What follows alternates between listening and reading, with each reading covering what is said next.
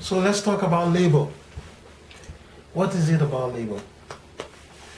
I'll quickly flash back into history.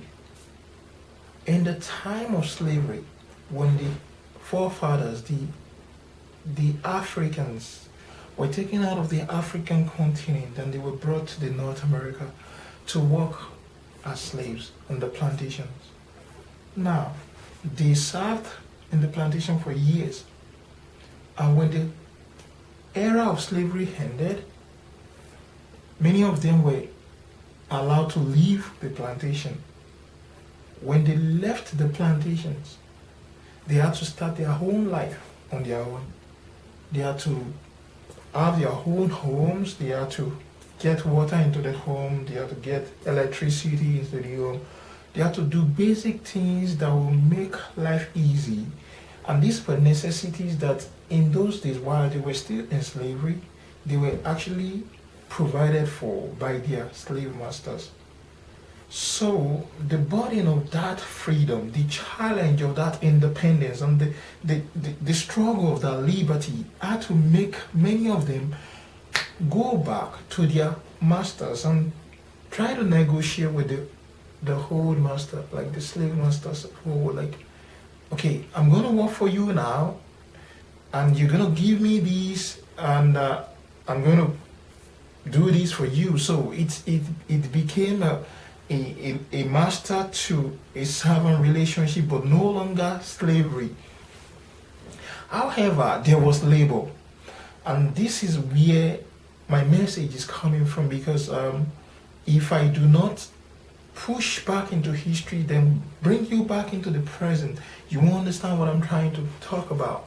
In this generation, there is labor, and this labor is a kind of advanced post-slavery era, whereby we have a master and the servant relationship, and it is called capitalization in this generation.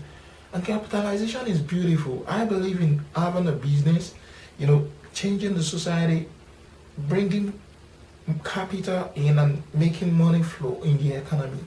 However, there is a dimension to capitalism that is so dangerous, and that is when employees are captured under labor by the employers. And it's not only in capitalism that you can find labor, which is a post-slavery experience. You can also find it in mortgage in North America. You see homeowners getting loans from the bank, and now they are trapped in labor. They have to pay their mortgage, and they have to work 24/7 all around the clock, getting the mortgage payment going, and they are trapped to that home for as long as their loan with the bank lasts. So many people cannot leave their geographical location. They cannot move even when they desire to change, city where they have their homes, because they have been trapped by labor, which is in the mortgage. Now, not only that, when you look into litigation, if you happen to have a legal issues, you have a lawyer and you have to go to court, you are trapped in labor, because lawyers will not want you to get off the case because they're getting something, for their profession. And although they're serving you, but it is labor. And when you look beyond that, you will also find the same dimension in many contracts that we have today in North America, because this system is perpetuating labor.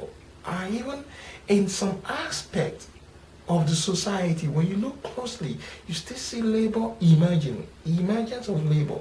Is it bad to have a job? Is it bad to go to work from 9 to 5? No. Even God himself commanded us to work. He said that he that didn't work must not eat. He that doesn't have a job, he that doesn't work must not eat. You must have a job. You must have a business if you need to have a business. But the most important thing is that despite the job and the business, you must have a purpose and a calling. When you match your purpose and calling and you bring it in, then labor ceases to control your life. Then your destiny is controlled by your purpose and your calling. and your assignment be the driving force with which you do everything you do. So when you're temporarily working under an employer, you know it's for a purpose. It's because you have an assignment, you have somewhere you're going, and that is why you're doing what you're doing in the immediate. But if you do not have a purpose and you don't have a goal in mind, you get trapped in labor and you will serve like slaves for the rest of your life. I don't believe any one of us want to do that. You don't want to end up in labor. I want you to move today. I want you to do something about it. I want you to think about it.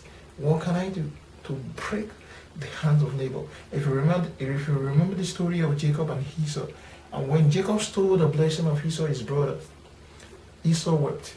But Esau went to his father. He said, "Father, bless me too. Just one blessing." And his father said something so profound to him. He said, when you are restless, when you become restless, you'll be able to break his hold off your neck.